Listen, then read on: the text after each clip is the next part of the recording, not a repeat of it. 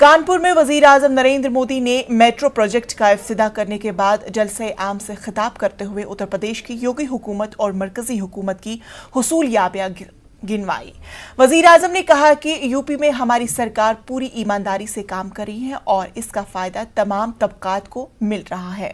उन्होंने कहा कि आज यूपी में 5 मेट्रो रेल दौड़ रही है। हम रियासत में 17 लाख मकानात तामीर कर रहे हैं, जिनमें से 9.5 लाख बनकर तैयार हो चुके हैं। यूपी के हर घर में नल के जरिए साफ पीने के पानी की फराहमी की जा रही है। पीएम ने कहा है कि साबिका हुकूमतों में करोड़ों रुपए के घपले हुआ करते थे और अब तरक्की हो रही है। आज देश का सबसे बड़ा अंतर्राष्ट्रीय हवाई अड्डा यूपी में बन रहा है। आज देश का सबसे लंबा एक्सप्रेसवे यूपी में बन रहा है। आज देश का पहला regional rapid transit system UP में बन रहा है।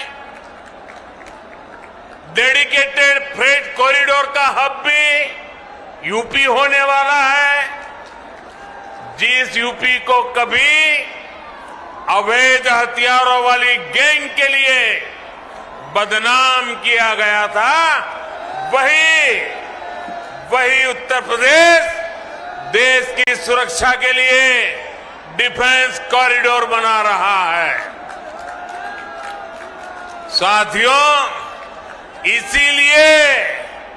इसीलिए यूपी के लोग कह रहे हैं फर्क साफ है।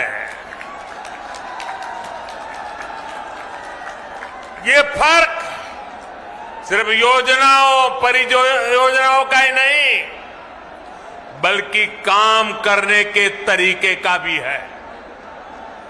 डबल इंजन की सरकार जिस काम को शुरू करती है, उसे पूरा करने के लिए भी हम दिन रात एक कर देते हैं।